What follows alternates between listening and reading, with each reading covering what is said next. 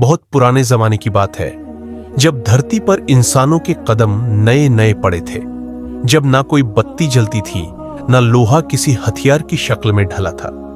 इंसान अपनी भूख मिट्टी के बर्तन में पकाई गई जौ की रोटी से बुझाता था और प्यास वादी की नहर से बहते साफ पानी से बुझती थी। उसी वक्त की बात है जब एक गांव था, बादिया। यह गांव पहाड़ों के दरमियान बसा हुआ था। चारों तरफ ऊंचे दरख्त, झरने और ताजा हवा चलती रहती थी। इस गांव के लोग बहुत सादा लेकिन अल्लाह से डरने वाले थे। नमाज वक्त पर अदा करते, रोजा रखते और नफ्स की बातों से बचते। बादिया गांव की आबादी बहुत कम थी, शायद मुश्किल से 50 घर। हर घर मिट्टी और घास फूस से बना हुआ था, लेकिन उन घरों में रहमत बसती थी। लोग एक दूसरे से मोहब्बत से पेश आते। मगर उस गांव में एक घर ऐसा था जिसे लोग खामोश घर कहते थे। वजह, उस घर में कभी कोई हंसी सुनाई नहीं दी, ना ही कोई उजाला जलता था। उस घर में रहती थी एक बूढ़ी औरत जिसका नाम था हजरत बीबी सलमा। लोग कहते थे कि वो किसी जमाने में बहुत आलिम और परहेजगार औरत थी, लेकिन कुछ साल पहले उसके बेटे, बहू और पोती एक अजीब हादसे में गायब हो गए। गांव के लोग समझ नहीं पाए कि क्या हुआ, मगर बीबी सलमा ने उस दिन से घर के बाहर कदम नहीं रखा। कभी कभी गांव की मस्जिद के इमाम मौलवी अब्दुल हई बीबी सलमा के लिए खाना भिजवा देते, लेकिन वो सिर्फ वही खाती जो खजूर और पानी होता, और हर वक्त उनके होठों पर तस्बीह चलती रहती थी, या रहमान या रहीम, या हाफिज या कफील। बीबी सलमा का एक राज था जो किसी को नहीं मालूम था, लेकिन वो राज उस वक्त फिर से जिंदा होने वाला था जब उस गांव में एक नई लड़की दाखिल हुई। वो एक जवान लड़की थी, मुनव्वर आंखें, सादा लिबास, मगर चेहरे पर ऐसा नूर जैसे बरसों से इबादत करती हो। उसका नाम था फातिमा। वो गांव की नई मेहमान थी। लोगों ने सुना था कि उसके माँ बाप एक जंगल में कत्ल हो गए थे और वो अकेली जान बचाकर किसी वली अल्लाह के हुक्म से यहां पहुंची थी। फातिमा का अंदाज लोगों से मुख्तलिफ था।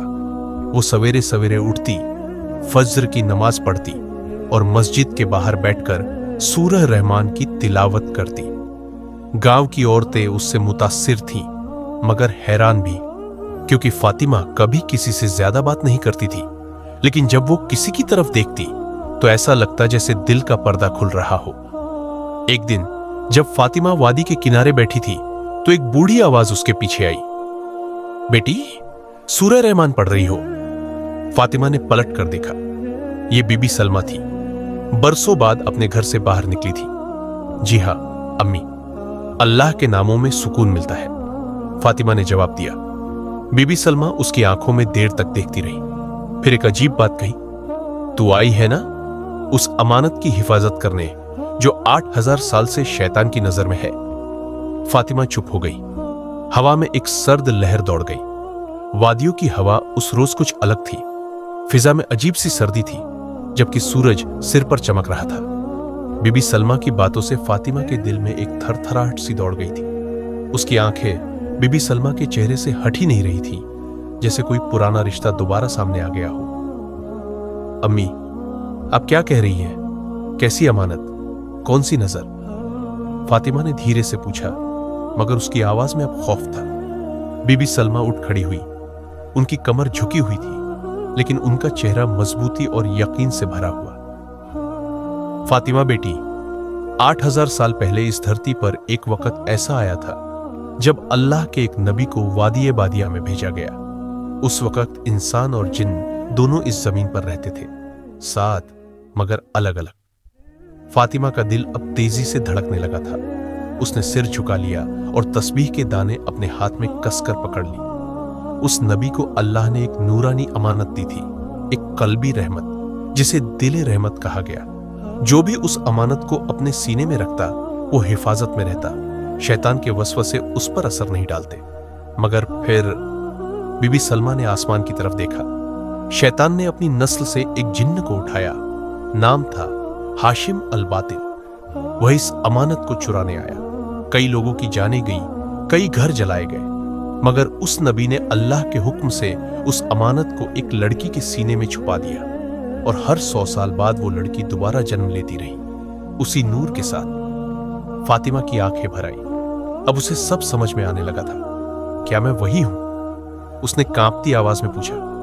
हाँ बेटी, बीबी सलमा ने उसके कंधे पर हाथ रखते हुए कहा। तू वही अमानत है, तू रहमत की बेटी है। लेकिन अब वो वक्त आ गया है जब हाशिम फिर से उठ खड़ा हुआ है।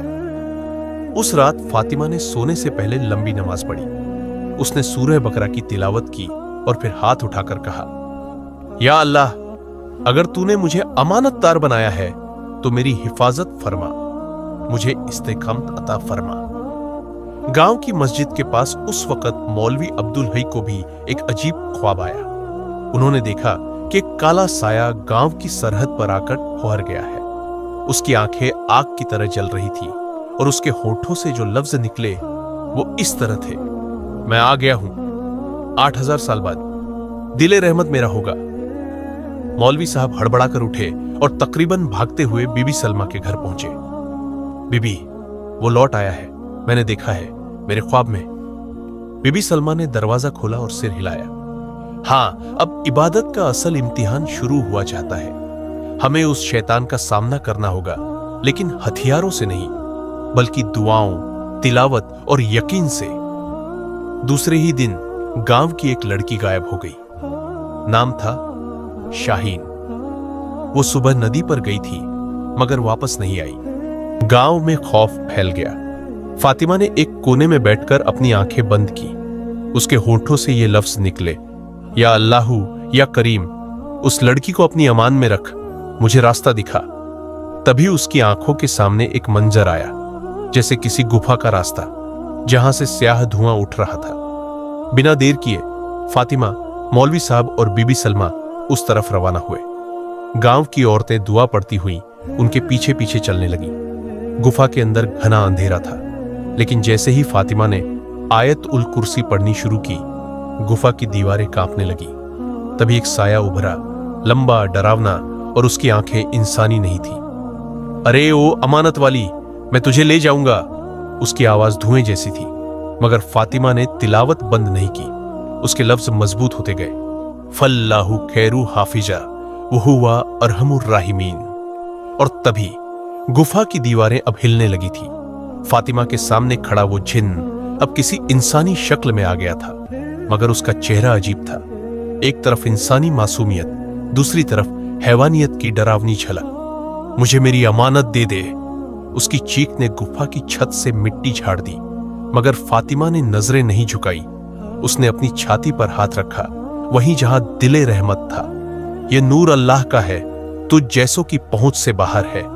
उसकी आवाज में अब नूर का असर था। झूठ, हर 100 साल बाद वो नूर किसी में आता है, मगर तू पहली है जो उसे जगा चुकी है। जिन्न ने फुंकारा और हवा में जादुई लकीरें उभरी। फातिमा को पीछे से जमीन ने पकड़ लिया, मानो मिट्टी की हथकड़ियां बन गई हो। बीबी सलमा और मौलवी साहब चिल्लाए, आयतुल कुर्सी, अल्लाहु ला इलाहा इल्ला हुआ। जैसे जैसे वो पढ़ते, गुफा की मिट्टी पिघलने लगी। मगर जिन्न अब गायब हो चुका था और फातिमा गायब थी। फातिमा अब एक अंधेरे कुएं जैसे जगह पर थी। ऊपर कोई रोशनी नहीं थी, नीचे धुआं और दीवारों से रेंगते हुए साए। कहां हूं मैं? एक आवाज आई, मगर यह आवाज उसकी अपनी थी। मगर कोई और बोल रहा था, तू अब बारीकी की दुनिया में है, जहां जिन्न इंसान की रूह से खेलते हैं। एक बुढ़िया शक्ल वाली औरत पास आई। उसकी आंखों में आंसू थे। मैं शाहीन हूं, मुझे भी इसने यही कैद किया है। मत डरना बहन, तेरे पास नूर है, लेकिन सही वक्त पर उसे जगाना होगा। फातिमा ने उसकी ओर देखा। कैसे? जब वो तुझसे तेरे डर पूछे तब जवाब मत देना, उसे अल्लाह की याद दिलाना। तेरे डर से नहीं, तेरे यकीन से वो जलेगा। उधर गांव में अजीब हादसे शुरू हो गए। एक घर की छत खुद ब खुद गिर पड़ी, मगर नीचे कोई नहीं था। एक बकरी की आंखें लाल हो गई और वो सीधे मस्जिद के दरवाजे से टकराई। मौलवी अब्दुल हई ने ऐलान कर दिया, अब सिर्फ दुआओं से कुछ नहीं होगा, हमें गांव भर को एकजुट करना होगा। सूरह बकरा, सूरह यासीन और मौलाना कासिम की मदद। बीबी सलमा अब पूरी तरह बदल चुकी थी। उनकी आंखों में नूर था और हाथ में एक पुरानी किताब। ये किताब उसी नबी की है जिसने अमानत छुपाई थी। इसके पन्ने सिर्फ वही खोल सकता है जिसके सीने में वही नूर हो। अब दूसरी दुनिया में जिन्न ने फातिमा के सामने उसका बचपन ला खड़ा किया। एक बच्चा जो अकेला था, जिसे उसकी मां की मौत के बाद कोई प्यार ना दे सका। तू अकेली थी, सबने तुझे ठुकराया, अल्लाह ने भी नहीं सुनी, है ना? फातिमा की आंखों से आंसू निकलने लगे, मगर वो बोली, अल्लाह हर वक्त मेरे साथ था। जब कोई न था तो उसी ने मुझे सहारा दिया, उसी ने मेरी रूह को जगाया। तू मुझे मेरी तन्हाई से डरा नहीं सकता। और तभी उसके सीने से तेज रोशनी फूटी। दिले रहमत पूरी तरह से जाग चुका था। गुफा के बाहर गांव वालों ने आसमान में एक तेज रोशनी देखी। बीबी सलमा चिल्लाई, वो जगा चुकी है, वो अल्लाह का हुक्म बन चुकी है। जिन्न अब चीखने लगा, उसकी शक्ल पिघलने लगी। मुझे माफ कर दे, मैं सिर्फ नूर चाहता था। मगर फातिमा ने सिर्फ इतना कहा, नूर इबादत से मिलता है, चोरी से नहीं। उसने सजदा-ए तौबा किया और जैसे ही उसका माथा जमीन से लगा, जिन्न की रूह आग बनकर भस्म हो गई। गांव में सुबह हो गई थी। पहली बार इतने सालों में फिजा में इत्मीनान था। मौलवी साहब ने ऐलान किया, आज हमारी फातिमा ने हमें बचा लिया। बीबी सलमा ने आखिरी बार उसकी तरफ देखा और कहा, अब तू रहमत की रखवाली करेगी हर पीढ़ी के लिए। फातिमा ने सिर्फ मुस्कुरा कर कहा, रहमत अल्लाह की थी, है और रहेगी।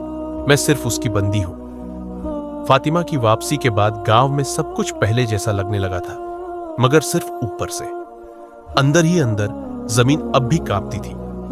एक दिन गांव की सरहद पर एक अजनबी आया।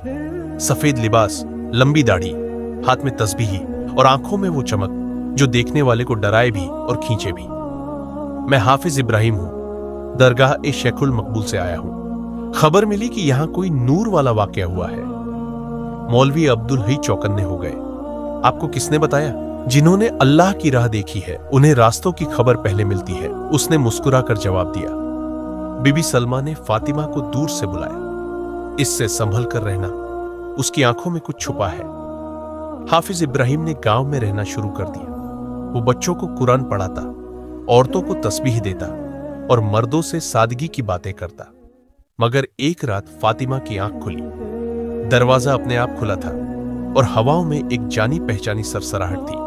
वो बाहर निकली और देखा, हाफिज इब्राहिम अकेला कब्रिस्तान में खड़ा है और जमीन पर अजीब लकीरें बना रहा है। बिस्मिल्लाह, फातिमा ने धीरे से पढ़ा और सूरह फलक की तिलावत शुरू की।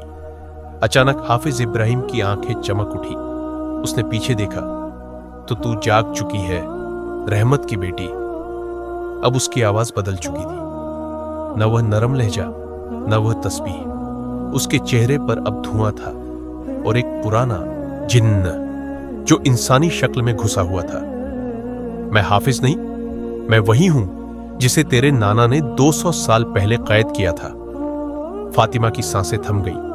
तू नाफिर है, वही जो अल खालिद दरगाह को तबाह करना चाहता था। हां, और अब मैं तेरे अंदर के नूर से फिर से पैदा होऊंगा। फातिमा ने आयतुल कुर्सी पढ़नी शुरू की, मगर उसके होंठ जम गए। जिन्न ने जादू से उसकी जबान रोक दी थी। अब देख, तू अकेली है, कोई मौलवी, कोई बीबी सलमा, कोई मदद नहीं, सिर्फ मैं और तू और तेरा नूर। उसी वक्त घर में बीबी सलमा को कुछ महसूस हुआ। या अल्लाह, मेरी बच्ची खतरे में है। उन्होंने अपनी पुरानी किताब खोली और कदीम दुआ पढ़ना शुरू की। या हफीजू, या करीमू, या मणियू, बिस्मिकल्लाही अहताजिबू। उनकी आंखों से आंसू गिर रहे थे। या अल्लाह, मेरी जान लेकर भी उसकी हिफाजत करना। जैसे ही उन्होंने दुआ पूरी की, उनकी जान निकल गई, मगर गांव की फिजा में बिजली सी दौड़ गई। फातिमा की जबान खुल गई। अल्लाहु अकबर। उसने पूरी ताकत से सूरज झलझला पड़ी। जमीन हिलने लगी। नाफिर की शक्ल बिगड़ने लगी, मगर वो पूरी तरह तबाह नहीं हुआ। मैं लौटूंगा, ये खत्म नहीं हुआ। और वो धुआं बनकर उड़ गया। गांव की औरतें चीख पड़ी। मौलवी अब्दुल हई ने जनाजे की नमाज करवाई। फातिमा रोते हुए बीबी सलमा के कान में बोली, आपने मां बनकर मुझे पाला और अल्लाह के लिए जान दे दी। मैं आपकी अमानत को जिंदा रखूंगी हर हाल में। मौलवी साहब ने सबको इकट्ठा किया।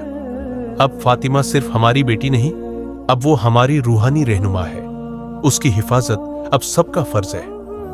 बीबी सलमा की मौत के कुछ रोज बाद फातिमा घर के पुराने कमरे में सफाई कर रही थी। कोने में एक पुराना संदूक रखा था जिस पर मोटी धूल जमी हुई थी और उस पर अरबी में लिखा था, वा उफ़्वत्तु अमरी इलल्लाह, और मैंने अपना मामला अल्लाह के हवाले कर दिया। संदूक खोलते ही अंदर से एक मुदर्रज पुरानी चिट्ठी निकली जो हजरत कारी शमसुद्दीन यानी फातिमा के नाना के हाथ की थी। फातिमा ने कांपते हाथों से चिट्ठी खोली। अल्फाज कुछ यूं थे, या रहमत की औलाद, जब तू ये तहरीर पढ़ रही होगी मैं इस दुनिया में न होऊंगा, मगर याद रख तेरे अंदर जो नूर है वो किसी तावीज से नहीं आया, वो तेरी मां के दूध और तेरे सजदों से पैदा हुआ है। एक दिन नाफिर लौटेगा और तुझे लगेगा तू अकेली है, मगर तुझमें वो रूहानी जंजीर है जो उसे फिर कैद कर सकती है। जा और गारे हिरा के जैसी गुफा में छुपा मेरा महरामी मुकद्दस रूहानी नक्शा तलाश कर, वही तुझे बताएगा कि तुझे अगला क्या करना है। अल्लाह तेरा रब है और तू उसकी अमानत। फातिमा के आंसू बहने लगे। उसकी सांसें तेज थीं, लेकिन दिल मजबूत होता जा रहा था। उस रात फातिमा ने वुजू किया, 2 रकत नफल नमाज अदा की और सजदे में रोते हुए अल्लाह से मांगा, या रब मुझे राह दिखा, मेरी जान ले लेना, मगर तेरा नूर किसी बुरे हाथ में न जाए। तभी उसके कमरे की दीवार पर एक रोशनी चमकी और काले धागे से बंधा एक नक्शा खुद ब खुद नीचे गिरा। महरामी मुकद्दस, एक ऐसा नक्शा जो उसे उसके नाना के रूहानी ठिकाने तक ले जा सकता था। सुबह होते ही फातिमा अकेले पहाड़ियों की तरफ निकल पड़ी, साथ में सिर्फ कुरान, तस्बीह और वो नक्शा। रास्ता आसान नहीं था। कंटीली झाड़ियां, जंगली जानवर और रात के वक्त शैतानी सरसराहटें, लेकिन हर कदम पर उसे बीबी सलमा की आवाज सुनाई देती थी, डर मत बेटी, अल्लाह तेरे साथ है। तीसरे दिन वो एक गुफा तक पहुंची। अंदर जाने से पहले उसने जमीन पर बैठकर सूरह बकरा की आखिरी आयतें पढ़ी और फिर अंदर दाखिल हुई। गुफा में एक पत्थर के नीचे एक छोटी सी संदूकची थी। उसमें रखी थी एक तांबे की तख्ती जिस पर नक्काशी में लिखा था, अल नूर ला यूसुफा, एक किताब सिफरुल अखिर जिसमें जादू, जिन्नात और नूरानी इल्म की तफसील थी, और एक तावीज जिस पर लिखा था, इज़्न बिस्मिल्लाह। तभी किताब के पन्नों से एक हवा सी निकली और फातिमा की आंखों के सामने उसका नाना एक रूहानी साया बनकर आया। मेरी बच्ची, तू कामिल हो चुकी है। अब वक्त है कि तू नाफिर का सामना करे, मगर इस बार अकेली नहीं। गुफा की दीवारों से सफेद लिबासों में रूहानी साए निकलने लगे। ये सब वो लोग थे जिन्होंने नाफिर से लड़ते हुए अपनी जानें दी थी। हम तेरी मदद के लिए भेजे गए हैं, मगर फतह तेरी नियत और इरादे से होगी। फातिमा ने सबको सलाम किया और कुरान सीने से लगाकर कहा, बस अल्लाह का नाम काफी है मेरे लिए। गांव लौटते ही मौसम बदल गया। बादलों में कुर्राहट थी। नहरों का पानी काला होने लगा। मौलवी अब्दुल हई ने कहा, फातिमा, तू गई थी इंसान बनकर, लौटी है रहमत बनकर। उस रात गांव में जमीन कांपने लगी और आसमान से आग बरसने लगी। नाफिर लौट आया था, मगर इस बार वो अकेला नहीं था। उसके साथ थे 7 साया, 7 सिफर वाले, जो 700 साल पुरानी साजिश को पूरा करना चाहते थे। गांव की मस्जिद की मीनारें कांप रही थीं। आसमान पर अजीब काले बादल छा गए थे जो बिजली के साथ जलते हुए गिर रहे थे। बच्चों की चीखें, माओ की दुआएं और जमीन का थरथराना हर किसी को खौफ में डाल रहा था। फातिमा ने मस्जिद के सामने खड़े होकर जोर से आवाज दी, सब दरवाजे बंद कर दो, औरतें और बच्चे मस्जिद में इकट्ठा हो, कुरान की तिलावत जारी रखो। तभी हवाओं में एक जलती हुई चीख गूंजी और एक काली आकृति जमीन पर आ गिरी। मैं लौट आया हूं, रहमत की औलाद। मैं हूं नाफिर, आग से पैदा हुआ, बद्दुआ से पला। उसके पीछे 7 और साए थे। उनके चेहरे इंसानों जैसे थे, मगर आंखें जलते अंगारों जैसी। फातिमा डरती नहीं थी। उसने अपने नाना की तालीम को याद किया। जमीन पर घुटनों के बल बैठी, हाथ आसमान की तरफ उठाए और जोर से पढ़ा, बिस्मिल्लाहिर्रहमानिर्रहीम, हस्बी अल्लाहु ला इलाहा इल्लाहु। जैसे ही अल्लाह का नाम लिया, मस्जिद की मीनारों से रोशनी निकलने लगी। नाफिर चीखा, तू क्या समझती है ये नूर तुझे बचा लेगा?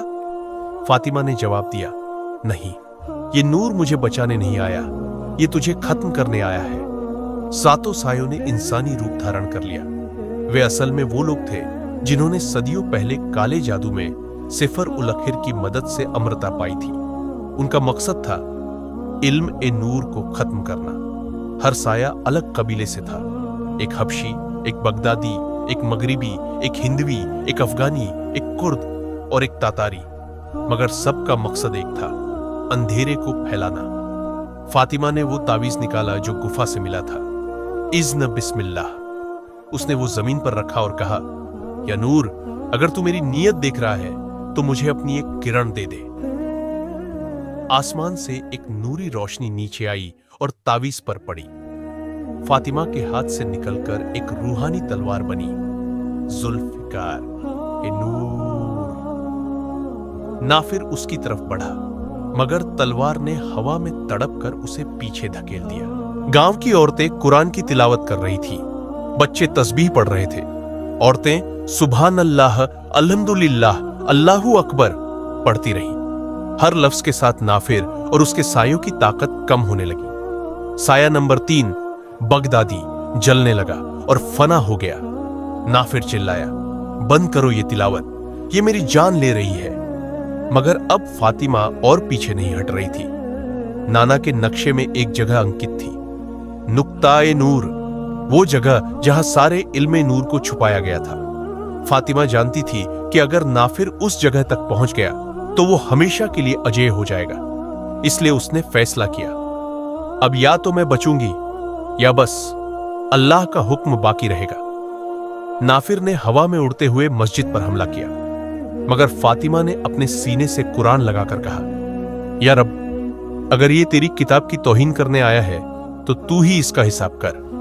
तभी आसमान फटा और एक सफेद पर वाला नूरानी फरिश्ता उतरा। तू जिसने सजदे में अपनी जान मांगी, ले, अब ये नूर तेरे साथ है। रूहानी तलवार ने 2 और सायों को खत्म कर दिया। बाकी 4 भागने लगे, मगर मस्जिद के आसपास बनाई गई नूरानी दुआ की हद उन्हें बाहर न जाने दे रही थी। फातिमा ने तलवार नीचे रख दी और कहा, अब फैसला अल्लाह करेगा, मैं नहीं। अचानक जमीन से एक हल्का सा कंपन उठा और सारे साए जलकर राख हो गए। नाफिर अकेला रह गया, उसकी आंखें फटी हुई थीं। वो चिल्लाया, तू रहमत की बेटी नहीं, तू मौत की बेटी है। फातिमा ने आंखें बंद की और पढ़ा, कुल हुवा अल्लाहु अहद। नाफिर ने चिल्लाकर आसमान की तरफ देखा और खुद ब खुद आग में भस्म हो गया। गांव में हर तरफ रोशनी फैल गई। मस्जिद की मीनारें रोशन हो गई। लोग सजदे में थे, कोई रो रहा था, कोई मुस्कुरा रहा था। फातिमा जमीन पर बैठ गई, थकी हुई मगर सुकून में। उसने सिर झुकाया और कहा, या रब, रहमत तेरी थी, मैं तो बस जरिया बनी। फातिमा ने मस्जिद की खिड़की से बाहर देखा। सूरज डूब चुका था और रात का अंधेरा धीरे धीरे गांव पर छाने लगा। अब जबकि नाफिर और उसके सायों का खात्मा हो चुका था, गांव में शांति का माहौल था। लेकिन फातिमा के दिल में एक अजीब सा सवाल गूंज रहा था, क्या नाफिर वाकई अपने उद्देश्य में कामयाब था? फातिमा ने तावीज को अपनी हथेली में कसकर पकड़ा। उस दिन से जब से उसने इज़्न बिस्मिल्लाह की तावीज देखी थी, वह जानती थी कि उसका रास्ता आसान नहीं होने वाला था। नाफिर का खात्मा तो हो गया, लेकिन किसी ने यह नहीं कहा था कि अंधेरे की ताकतें हमेशा के लिए हार जाएंगी। फातिमा के मन में यह ख्याल आया कि क्या नाफिर का असली मकसद सिर्फ गांव को तबाह करना था, या वह उससे कहीं बड़ा काम करने आया था। फातिमा ने नाना की पुरानी किताब को खोलने का फैसला किया। किताब में ज्यादा कुछ नहीं था, लेकिन एक पन्ना था जो हमेशा के लिए बंद कर दिया गया था। किताब में एक खंड था जिसका नाम था नूर और अंधेरे के बीच का संतुलन। जैसे ही उसने उस खंड को पढ़ा, उसकी आंखों के सामने कुछ शब्द चमकने लगे। जब रहमत की बेटी खड़ा करेगी इनकलाब, तब अंधेरे के आखिरी खंड को छोड़ने का वक्त आएगा। तुमसे पहले एक औरत ने यह रास्ता अपनाया था, लेकिन वह भी फेल हो गई थी। फिर वह रास्ता छुपा लिया गया ताकि कोई और उस तक न पहुंच सके। फातिमा का दिल धड़कने लगा। यह संदेश साफ था, लेकिन उसका मतलब क्या था? फातिमा ने गहरी सांस ली और किताब को सामने रखते हुए मन ही मन सोचा, क्या नाफिर का असली उद्देश्य उस खंड को ढूंढना था? क्या अंधेरे की शक्ति अब भी जिंदा थी, केवल छुपी हुई? उसने फिर से तावीज को देखा, जो अब भी उसकी हथेली में जल रही थी। वह सोचने लगी कि क्या वो तावीज सिर्फ एक साधारण शर्त थी या उसके भीतर और कुछ था। इसी दौरान उसके कानों में एक हल्की सी आवाज आई, फातिमा। फातिमा ने पलट कर देखा, लेकिन कोई नहीं था। अचानक ही उसके सामने मस्जिद के दरवाजे पर हल्की सी लहराई हुई धुआं दिखाई दी। अंधेरा कभी खत्म नहीं होता फातिमा। फातिमा की आंखों में चमक आई, लेकिन उसके साथ ही डर भी था। यह वही आवाज थी जो उसने नाफिर से सुनी थी। तू रहमत की बेटी नहीं, तू मौत की बेटी है। उसने जल्दी से दरवाजा खोला और बाहर देखा। रात का सन्नाटा था, लेकिन एक हल्की सी रोशनी पत्थरीली सड़क पर गुम हो रही थी। फिर उसके दिमाग में एक विचार आया, क्या यह रोशनी वही है जो उसे कभी नाना से मिली थी? वह बेताबी से दरवाजे से बाहर निकली और जो ही उसने अपनी पहली कदम बढ़ाया, सूरज की पहली किरण एक नई रोशनी लेकर सामने आई। फातिमा की आंखों में आंसू थे, लेकिन इस बार ये आंसू डर के नहीं, बल्कि किसी रूहानी चमत्कारी शक्ति के रूप में थे। फातिमा ने सख्त मन से कहा, क्या आप कभी मुझे सच बताने वाले हैं नाना? फातिमा ने उस दिशा में कदम बढ़ाए जहां धुआं गायब हो गया था। तभी उसने देखा, मस्जिद की ऊंची मीनार से एक सफेद धारा बाहर निकल रही थी और उसके साथ एक आवाज, अब तुमको आशीर्वाद और सच्चाई का सामना करना होगा। यह आवाज न केवल नाना की थी, बल्कि उसी से जुड़ी एक छुपी हुई ताकत की भी थी, जिसे वह अब तक नहीं जानती थी। फातिमा ने गहरी सांस ली और उस सफेद धारा में कदम रखा। जैसे ही उसने एक और कदम बढ़ाया, उसके सामने एक नया दरवाजा खुला। नया सफर, नया रास्ता। लेकिन उस दरवाजे के अंदर क्या था, कोई नहीं जानता था। वह दरवाजा उसके लिए एक नई राह खोलने वाला था, लेकिन उस पर एक चुप्पी थी। क्या यह दरवाजा उसे एक और अंधेरे की ओर ले जाएगा, या वह उस रहस्य तक पहुंचेगी जो नाफिर और उसकी सायों से भी बड़ा था? और इस बार वह अकेली नहीं होगी। उसकी आंखों में जो चमक थी, वह नए सफर का संकेत थी। और तभी उसने देखा, उसके हाथ में वही तावीज अभी भी जल रही थी, जैसे किसी ने उसे यह रास्ता दिखाने के लिए भेजा हो। अंधेरे और रोशनी की लड़ाई तो अब सिर्फ शुरू हुई थी। क्या अब तक वह खुद को साबित कर सकेगी? क्या वह अपनी असली ताकत पहचान पाएगी? यह कहानी खत्म नहीं हुई, बल्कि नया रहस्य खड़ा हुआ है।